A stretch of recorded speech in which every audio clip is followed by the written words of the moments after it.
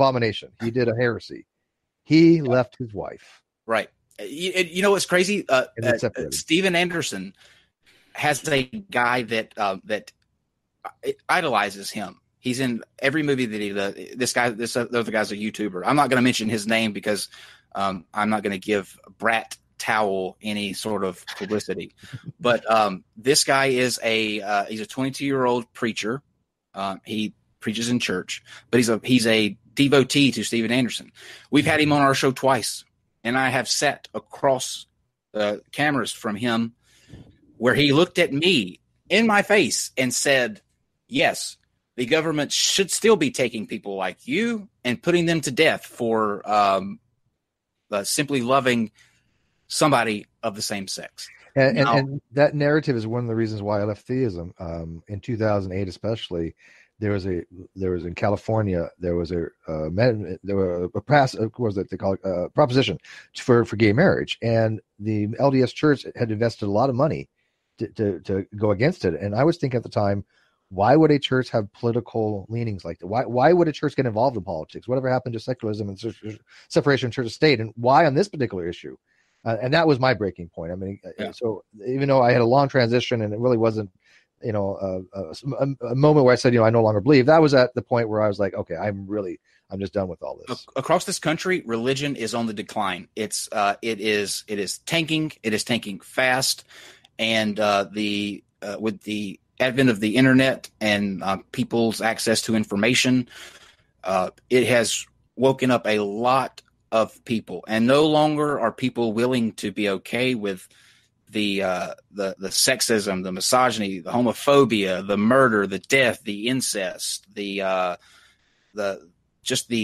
evil, and the amount of blood that has been shed over that book. That book is responsible for untold amount of death all throughout history. That's the constant. It's always had undertones of religion in almost every war, in every battle, the monarchy. How many lives were shed between the Catholics and the Protestants under Queen Elizabeth and Mary and Henry VIII, and then even as up in America, I think it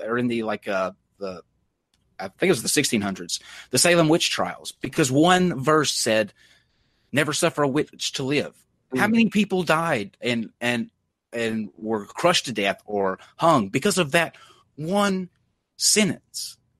And if you can walk away and be okay with all of that at the end of the day, if all of that's acceptable for you and the things now that are currently out there, then more power to you. I just think that you are not a decently thinking person if you're okay with worshiping a deity that's okay with that sort of bloodshed. And it all comes down to like just the endless contradictions, right? Because you learn, in a church context that, God is able to touch the hearts of men. He's able to touch the hearts of men, right? He did for Pharaoh. Apparently he wasn't touching the hearts of, those who engaged in the Salem witch trials. Apparently he wasn't touching the hearts of the priests who were, molesting children, from the hometown of where Jordan and I are from, actually. We're from Pittsburgh. Yeah. And that's where, one of those, recent, Catholic, sort of rape scandals emerged. Oh, yeah. And it's like, ultimately, a Christian would say these things are due to the fallibility of men, right? And you're like, okay, that's fine, but why, if God is, omnipresent, omnipotent, omniscient, why can't he simply, inspire a thought, sort of touch a heart of someone to be like, right. And sort of impress upon someone the significance of their actions and say, these things are, inherently wrong. The devil does it all the time. But he doesn't. The devil does it all the time. Yeah, but it's like, and I've actually seen on my Facebook feed a few Catholic apologists that, Jordan and I know from our high school. They've been like, oh, this isn't representative of the Catholic Church.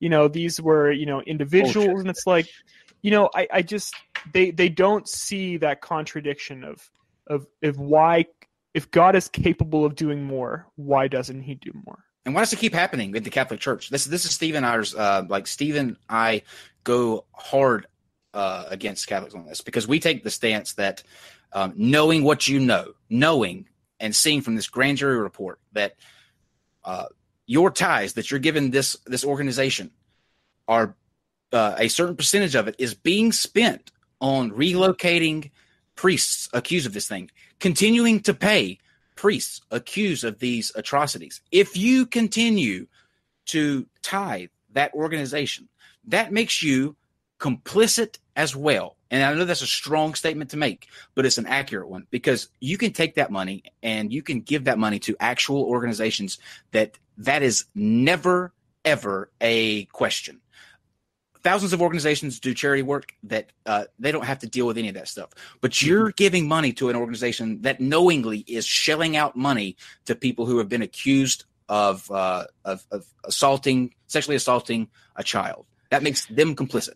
Yeah, let me read my tweet. This is the tweet that I have pinned on my page. It's been up there since August 16th, 2018. So it's been up there a while.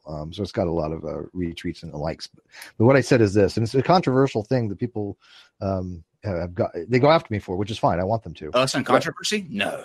But we can't have that on the show. This is what I wrote, to every Catholic that remains within the church, you are complicit in criminal activities. If your God is a moral and just God, don't you think he would understand you taking a moral stance against injustice? If not, then your God is immoral and not worth worshiping anyways. Exactly. Yeah, I mean, very much the same sentiment over here as well. Yeah. And I was just going to say, no, Kyle, I've actually never thought about it in terms of who people choose to give to, though. I thought that was a really powerful way to put it. Yeah, you can give that if you're giving money because of the good that the Catholic Church does. And number one, that is a lie in itself too, because it's the least efficient charity ever. One of the biggest horrors that's happening in on this planet that people are okay with seeing happen is that the Pope takes a stance on contraceptives and condoms that is killing millions in Africa. Millions of people are dying unnecessarily because of a stance on condoms. And give me good that the Catholic Church does. Give me the actual good that the Catholic Church does, and I will show you countless other organizations that can do that same thing without being okay with the murder or the endless suffering and dying of people in Africa and the assault that takes place on kids. I will give you multiple examples that can do that same work without all the bullshit that comes along with the Catholic Church. Yeah, and the overhead for the Catholic Church, I mean, the church is worth, and this is bare bones, probably around $10 to $15 billion. Highest estimates around $20 billion.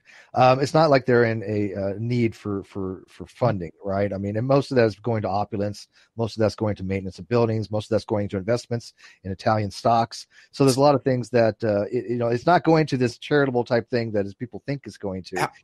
So, Steve, how much of that did they spend on the priests and the cases against them? How much? It was $4 billion, I believe. $4 billion of people's money that they, in good faith, give this organization because they think that it's the right thing to do. That God told them to do. $4 billion of that is that was paying off witnesses. That was going to pay off and the legal fees, fees, the priests' salaries, and whatever else that they can use towards child abuse. That's obscene.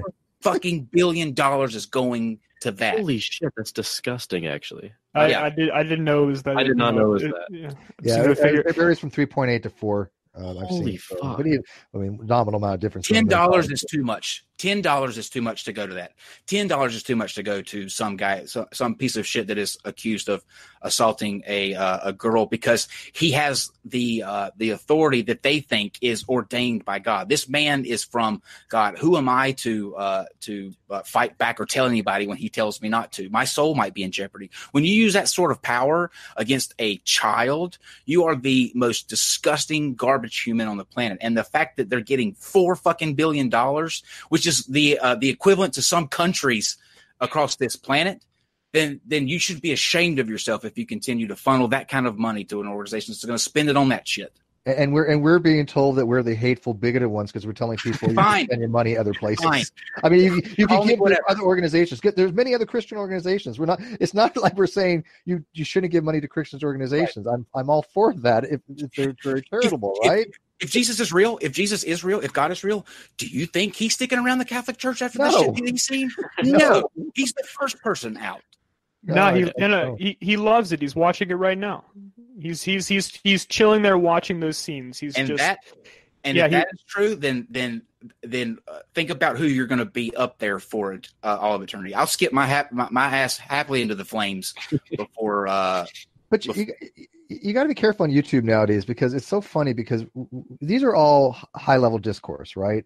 Nobody's condemning the individuals per se. They're saying that they're horrible human beings. I think they're just either like in the Catholic Church. I think they're just misled a little bit, right? I think they're doing well, right? So I'm not condemning the people, right? But we've been called rape. What was it? What did Dean call it? Rape apologists. Rape apologists. Yeah. And child victim abusers, saying that because we called Dean out on his nonsense from Red Pill Religion, that all of a sudden we're abusing a child victim of child molestation. I'm like, do you understand? There's no correlation there. Why are you bringing him up? Why? But we're being called out on that narrative. But YouTube, is like very careful on what's called hate speech, right? I mean, that's a big thing on YouTube now. And yet, there's nothing that we probably have said that even remotely is constitutive of hate speech. So far, we've condemned rape. Like, I don't understand that. Yeah, we've said factual things. I'm sorry, but if you continue to give money to people who have or who are actively spending it on the defense of people who abuse children, that is complicit. Here's an example. Let me put just so there's no question. If I give Steve $5 every week, right, because Steve tells me that he needs this to eat lunch with, so I give Steve $5 every week. Well, I learn that Steve is taking that money and he is using it to buy heroin. Right? He knows me so well. Am I knowing that this money is going for Steve to buy heroin? Am I complicit in this? Or a better example, if he was saving up money to murder someone, let's say I find out that he's saving up this money to murder someone, and I find out that he is going to spend this money that I'm giving him every week to have someone killed. Do you think a court or a prosecuting attorney would not hesitate to charge me with complicity, knowing that murder was going to take place? You bet your ass they would. I would be charged for accessory. I just went from drug addict to murder for hire. Boy, yeah. But that's how it works, though. That makes me complicit, knowing that he's going to have somebody killed with the money that I'm giving him, and either not stopping to give him money or telling people what he is actually doing with this so that it can be intervened. I am complicit when that guy gets killed. It's the same thing. Insane, actually?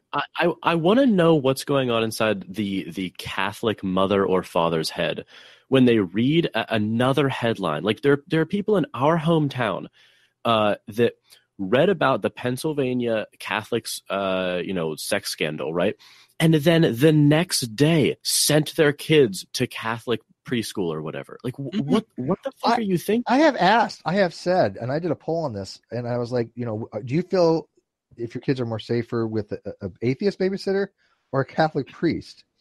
And still people were saying the atheist. The Catholic priest would be safer with. I'm like, are you really going to make that argument?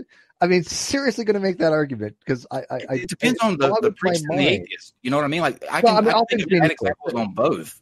Well, Ceteris Paribus, all things being equal, if it's just the information you're given is that this person's an atheist and the kid's hanging out with him, and this person is an atheist, no heartbeat.